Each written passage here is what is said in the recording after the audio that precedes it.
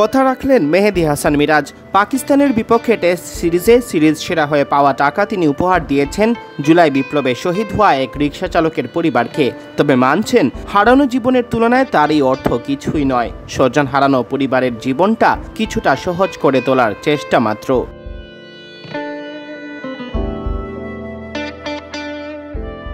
মিরাজ জানিয়েছেন, সম্প্রতি অনলাইনে ছড়িয়ে পড়া একটি ভিডিও আমার চোখে পড়েছিল।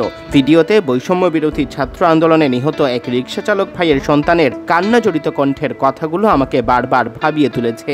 সে ভাইয়ের পরিবারের পাশে দাঁড়ানোর সংকল্প করেছিলাম। কথা দিয়েছিলাম, পাকিস্তান সিরিজের ম্যান অব দ্য সিরিজের পুরস্কারের অর্থ তুলে দেব তাদের হাতে।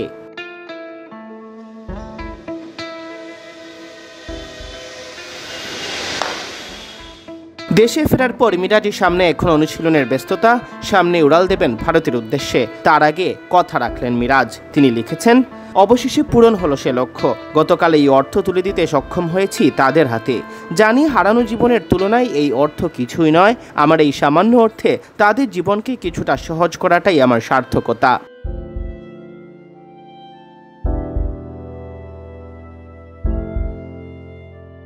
পাকিস্তানের বিপক্ষে দ্বিতীয় টেস্টে ম্যান অব দ্য ম্যাচ হওয়ার পাশাপাশি ঐতিহাসিক এই সিরিজের সেরা খেলোয়াড়ের পুরস্কারও পান মিরাজ। 155 রান ও 10 উইকেট বাগিয়ে নেওয়া মিরাজ তখনই জানান, তার সিরিজ সেরার পুরস্কারের অর্থ তিনি অনুদান দিতে চান জুলাই বিপ্লবে প্রাণ হারানো এক রিকশা চালককে।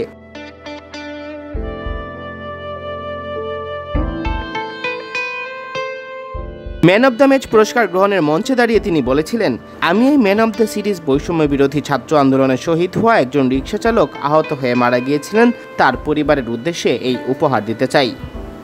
মিরাজের এই উদ্যোগে তাকে প্রশংসার সাগরে ভাসাচ্ছেন ভক্ত সমর্থকরা। সিয়াম চৌধুরী, বিডি ক্রিক টাইম।